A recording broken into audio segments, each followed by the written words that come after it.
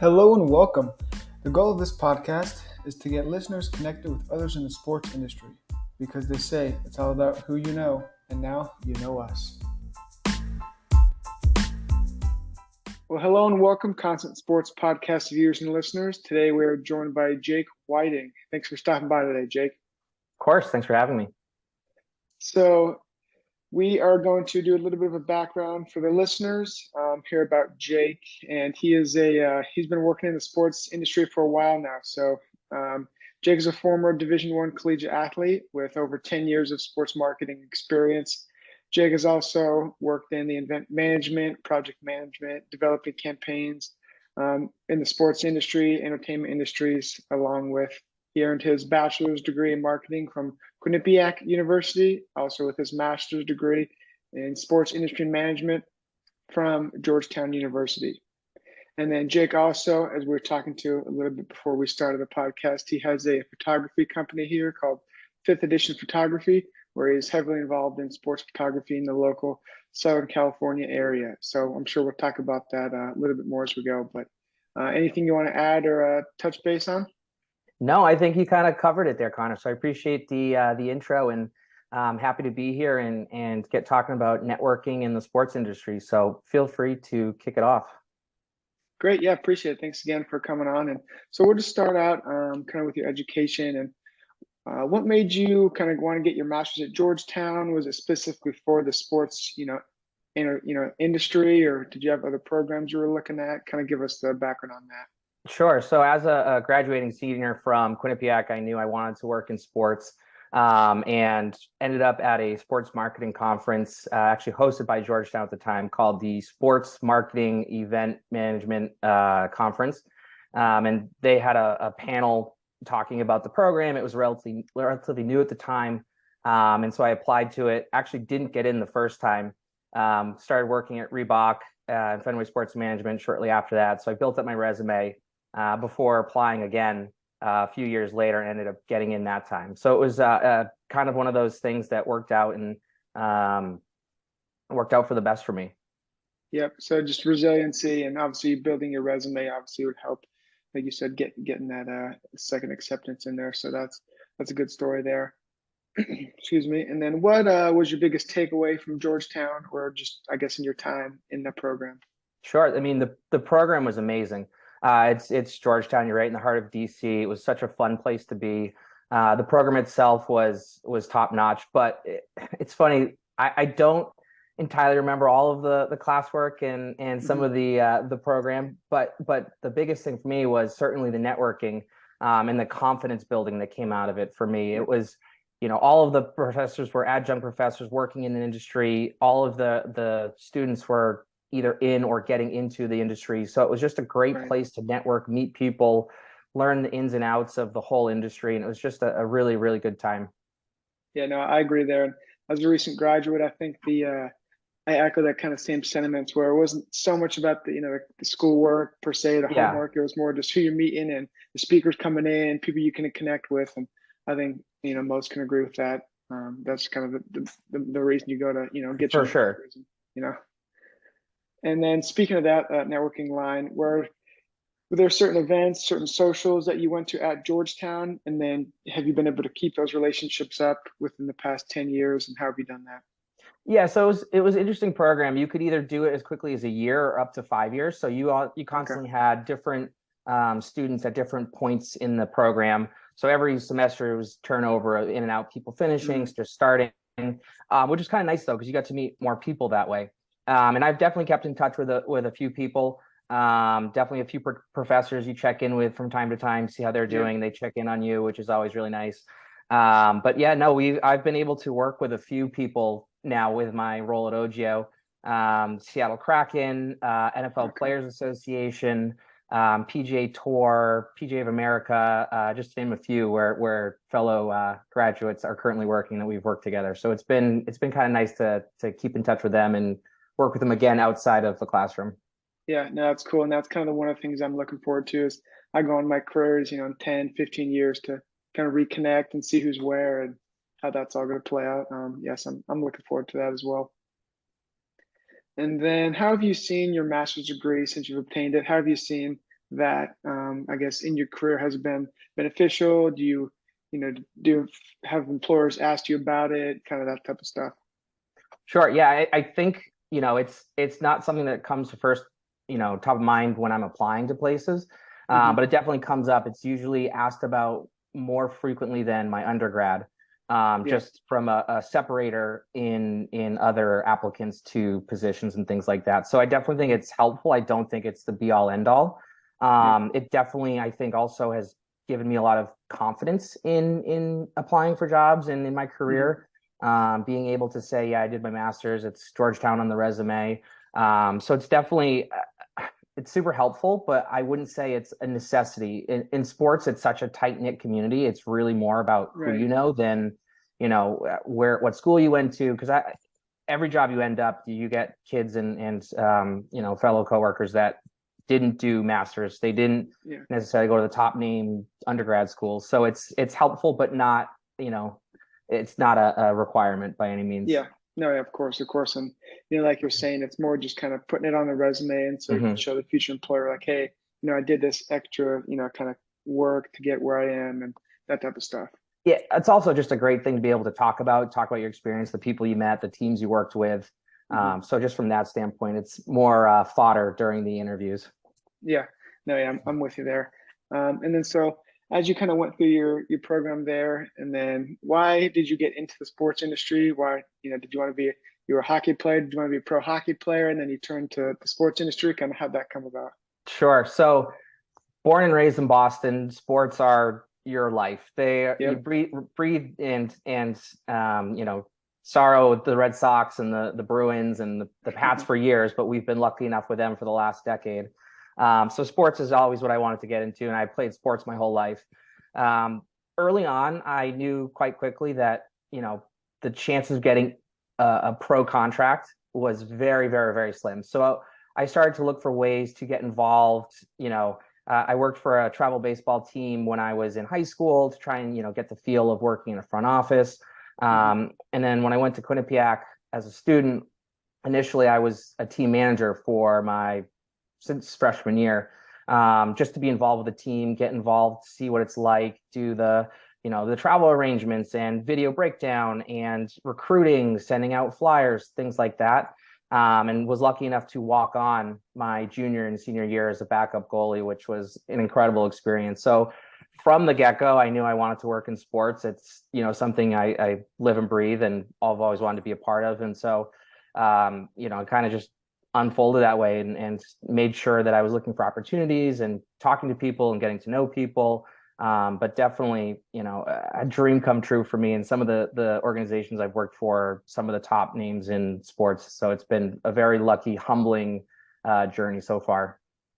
Yeah, awesome, great. That's a great story. And I was looking at your LinkedIn. I kind of was reading that, and now it's kind of cool to hear the kind of the full circle and how that all came about. Yeah, it's been awesome. Awesome. And so, how did you kind of mentioned, obviously, you got your kind of career trajectory here, but how did you get your first foot in the door? Was it a connection? Was it a cold call in the sports industry?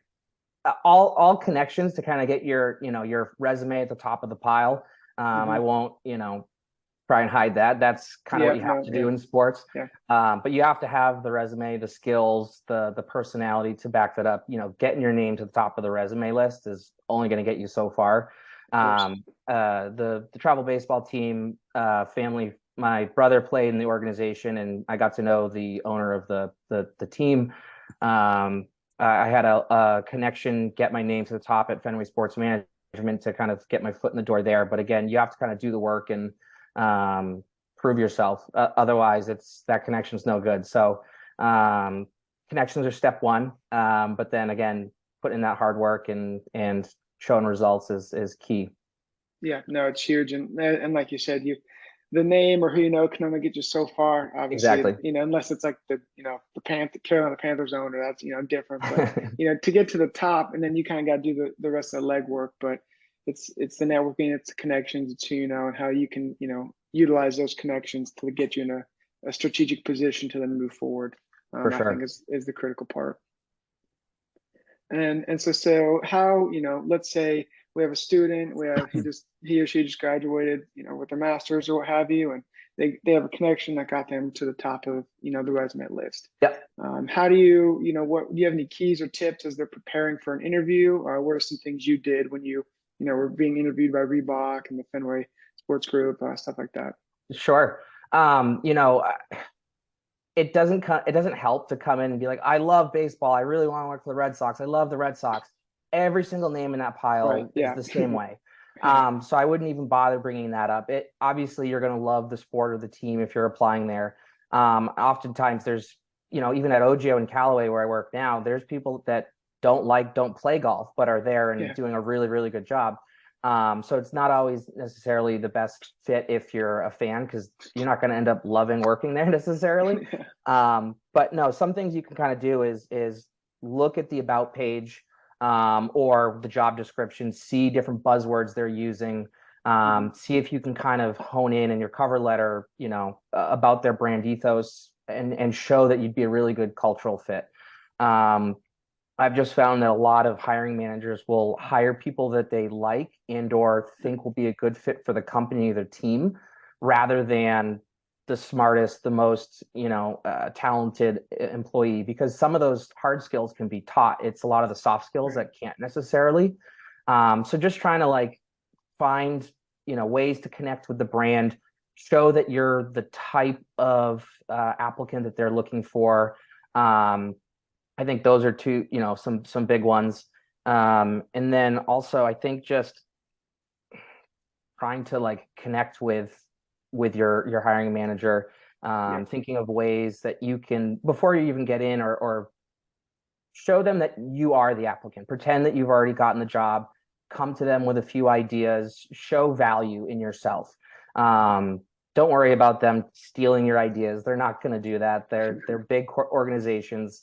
But definitely show that you bring value to the table and not just a fan of the team.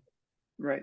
Yeah, and kind of what you were saying there at the end is doing your research and your homework, especially on the hiring manager, knowing Yep. kind of where they, their background, and maybe you have a connection to them. Maybe if they went to, University of Colorado, and, your dad went to Colorado or something, like there's always Yeah, some connection you can make, and kind of as an icebreaker, just kind of, feeling it out. So I think that's huge. The homework, knowing what the company's about, the culture, kind of the buzzwords, like you said, and if they have like a mission statement, obviously knowing exactly. kind of what they're about. You don't want to go in there and just say, I love, tennis, here I am. Like, well, so does everybody else, like you're saying. So Exactly. we're Yep. all in the same spot there.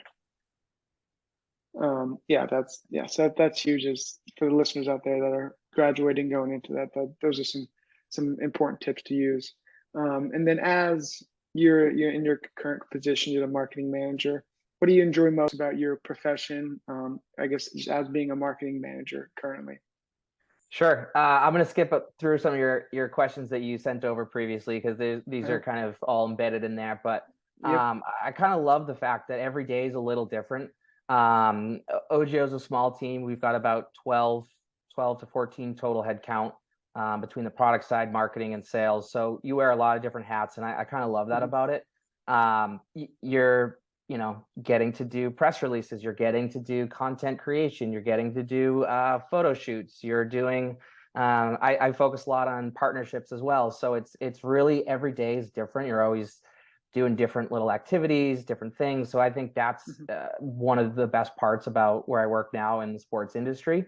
It's definitely an industry where you have to be ready and willing to work late, work weekends, roll up your Yep. sleeves. When I was at Reebok on the events team, there were, events that I was unloading pallets off a 50-foot truck, for CrossFit games. So there's so many ways to get involved. There's so many different ways, to show that you bring value, and different ways to kind of, have your career unfold the way you want it to. So that I think those are some of the best things about what I do now, and things that I love about my career. But yeah, that's awesome. And then as we were talking before we went live here, you started to do photography on the side, kind of built that up, Yeah, and you mentioned you're bringing value. So how'd that all come about? You're a marketing manager, but now you're kind sure. of doing some photography, and how'd that all go together? So in high school, I took photography kind of as one of the art electives. I liked it, but it was, old school film photography and darkroom. During the pandemic, during quarantine, I on YouTube University, which is a wealth of knowledge and Yep. free education, which I highly recommend any different skill set you want to learn. I taught myself digital photography. I bought a camera, started walking around when you could with a mask on, and was taking photos, and slowly started teaching myself more and more. Tried to do little laydowns and product photography. Um, and when I got to Ogio, we didn't have a dedicated photographer. And just quickly offered, I can do this, so let me try. I can do that. Let me do this. Let me kind of experiment with that. And it's definitely brought extra value to my position now. So on top of that, with some of the partnership conversations that I'm having in fulfillment and activation side, I'm at a lot of these events with our partners, taking photos of our brand ambassadors or product photography, lifestyle shoots. So it's just been an incredible, added dimension for my career and my skill set, just to keep growing and developing. And, for the next employer, whoever that may be, whenever that may be, here's something else I can do. Here's why I'm better than candidate X, Y, or Z. So definitely, always learning and teaching yourself new skills through different resources like YouTube, LinkedIn, through other, different services like that. Udemy is another one. You can get some free content. So I highly recommend teaching and increasing your value over time.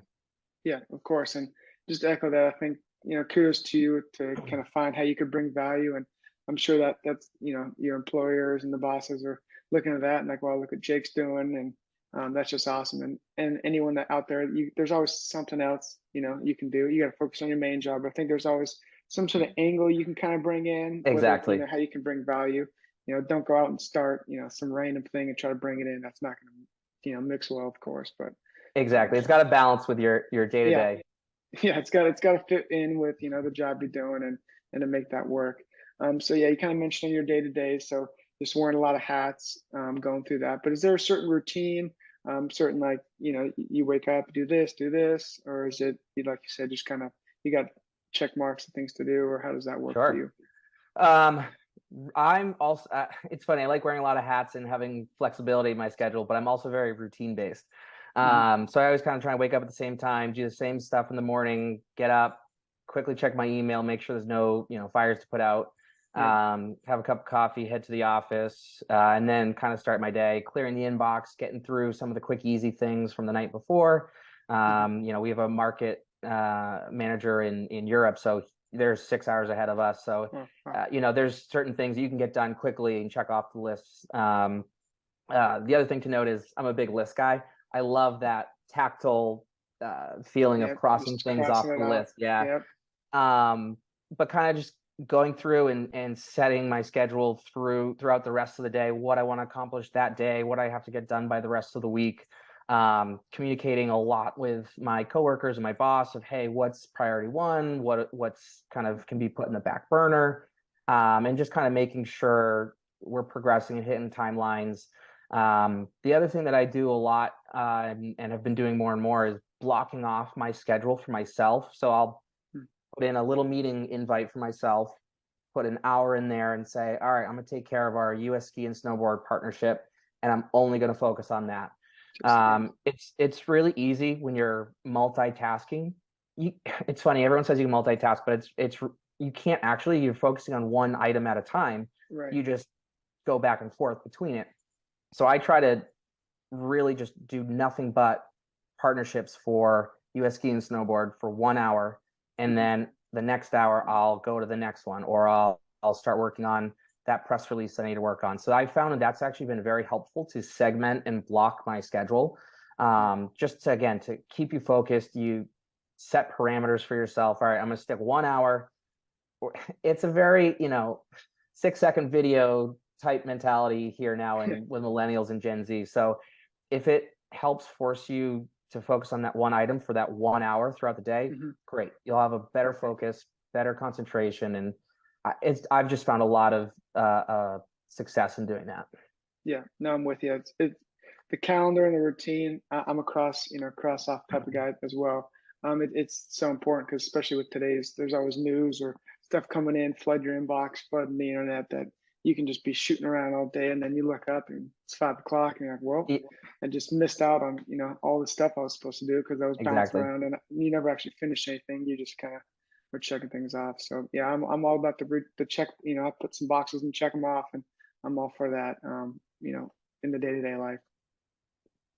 Kind of one of the last things regarding your job. What are some essential skills, maybe like two or three skills that they can be soft skills or hard skills that are essential for your job, or I guess just in the sports industry in general? Sure. Just kind of in general across the board, I think some of the top three are communication, organization, and prioritization. Hmm. Again, even, events team at Reebok, multiple events planning throughout the year all at one time, being able to organize those, figuring out what's the most important, what things you have to get done this week versus a month from now. Do you get the things done that are super easy but aren't due for a month, or do you Yeah. start, swallow the frog, if you will, Hmm. and get the hard things out of the way? So that's, a key thing. And then communication. Whenever I've looked at the sports industry, I always use sports analogies and, Hmm. teamwork and communication. And you're going to have players on your team that are better at certain things than you are, and vice versa. So it's important to communicate, make sure you know who's doing what, so that way things don't fall through the cracks, or you don't double up on work. So I would say those are kind of the top three across any job in any department at any company, but are super important in sports and career in general. So super soft skills, things that you kind of learn over time just through experience, but again, instrumental in being successful as a team and as a brand or at an agency or anything like that. Yeah, no, I echo that as well. And those are all skills that you can work on daily. You can practice that, but then also if you Mhm. don't work on them, they can go the other way. So just things to keep in mind, yeah, Yeah. as you're going through. Well, yeah, I got a few more questions here. They're just like kind of a no huddle. So I Yeah. appreciate the time you've taken so far, and we'll just finish off here with some quick hitters. So who's your favorite LinkedIn connection that either like provides good information or just kind of it's like a celebrity or something like that? So LinkedIn, I think, is an amazing resource. I look at it multiple times throughout the day. I think it's an amazing resource for information, news articles, updates. So in general, I love LinkedIn. Hmm. But I think Front Office Sports does a really good job of posting different resources, information, updates, sort of the business side of things. So I'd say those Front Office Sports is probably the number one thing that I kind of pick out on LinkedIn. Yeah, no, I'm with you, and they have a lot of good certifications you can get, and stuff Yep. like that are out there that are easy to get, and put in some work, and you can add those to your LinkedIn and resume. Who is the greatest hockey player of all time? So I was a goalie, so I'm not going to say player. I'm going to go with the goalie route. Okay. And it's the first triumvirate of Dominic Hasek, Patrick Waugh, Martin Brodeur. You cannot go wrong with any of them as the greatest goalies of that generation. All completely different styles, so passionate and just amazing to watch. And then I'm going to throw a bone to Ricky DiPietro from Boston, went to Okay. BU. Okay. Yep. First ever goalie, went number one in the draft. So I got a soft spot for Ricky. He didn't have the career that he would have hoped, but Long laugh. Yeah. I would say those are kind of my I had posters of all of them on my walls growing up, and my goalie those idols. those are the goalies. Okay. Gotcha. Gotcha. I'm sure all the goalies out there appreciate the plug there. Hey, we're a Um, weird bunch. We need love. yeah. No, I always think of like goalies kind of like in football as like the offensive linemen. Like they're always kind of there. They're a very important Yeah. part of the game. But like everyone's always looking at, the attackers or the quarterbacks, and then the goalies and like the Always. offensive linemen are always kind of over to the side, and they're the weirdos. Yep. And then what is your favorite book? I mean, beyond the cliche,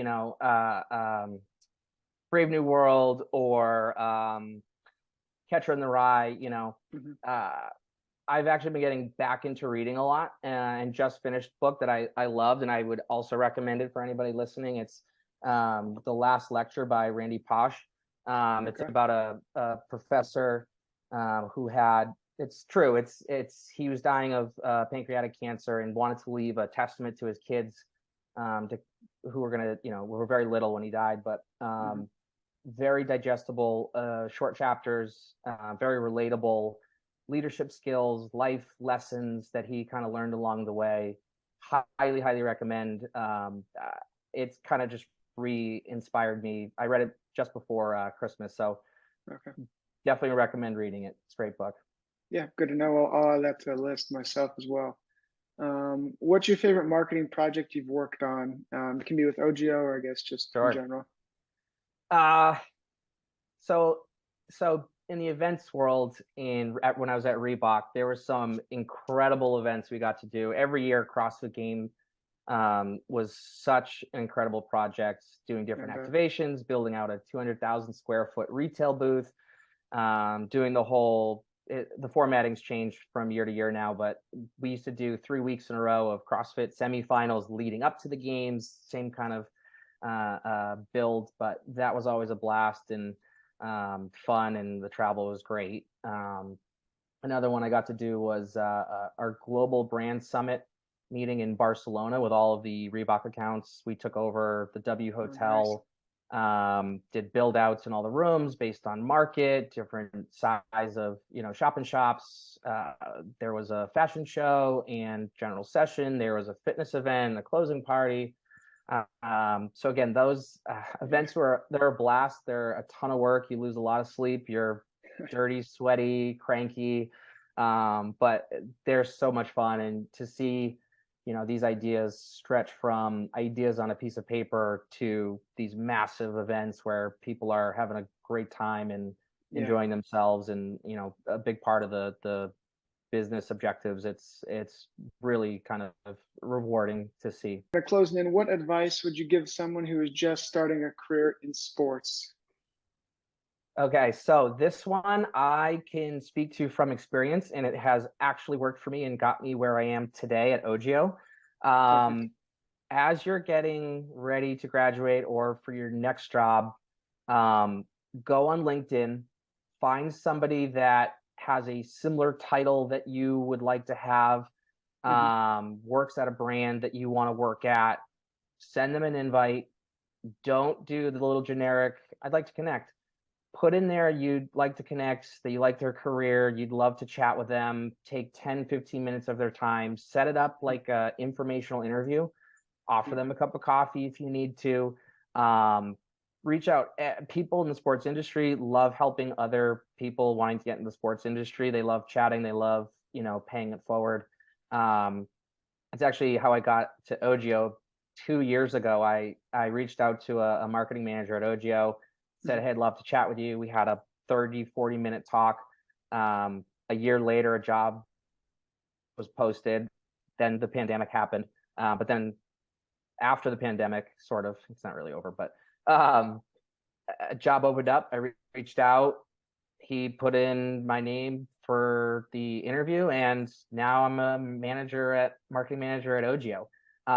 But seriously, it's one of those things that feels uncomfortable, reaching out and being like, hey, I want to talk to you about your career, and Hmm. some awkward silence and some, you know, you end up asking obvious questions, and they're like, did you not read my bio? But again, it's more about getting to know them, getting your name out there, and so that way when you do apply, they'll remember you, and you're not Yep. just a name on a piece of paper. Hmm. And when you have these conversations, add value. Again, add value. Show them how much you know about the industry or the team, or um, different unique ways that other brands are activating or coming to market with campaigns. Show that you've done your homework, and demonstrate that you're not a name on a paper.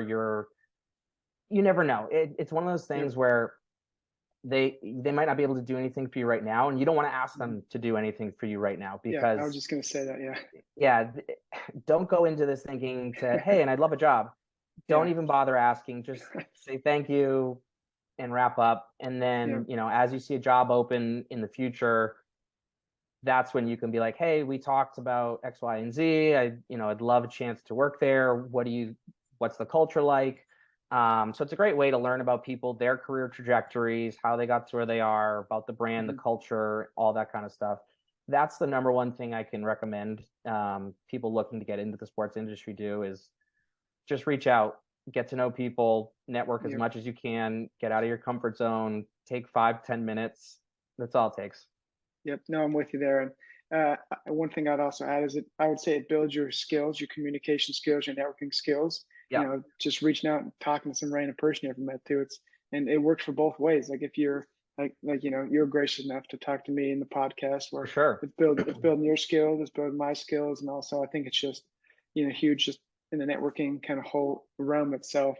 Kind of you never know who you're going to connect with and who might go where, and you might go to some other company in 5 years, and Yep, in 5 years, one of the listeners might be, you just never know, like you're saying.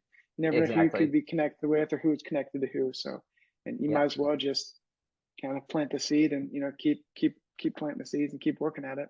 But and I'll say the key to all this though is follow up. Yep. So every 6 months, every quarter, just Hmm. sending a quick hello, how are you doing? Because that if you just come out of the woodwork when you need something or want something, Not good luck. they'll see Yeah. right through it. Yeah. So stay on top of it and follow up is huge. No, yeah, I'm with you. Follow up, stay in touch, add value. All those are very important. Well, we appreciate you taking your time today and talking to us. How can others get connected with you and follow your work over at Fifth Edition?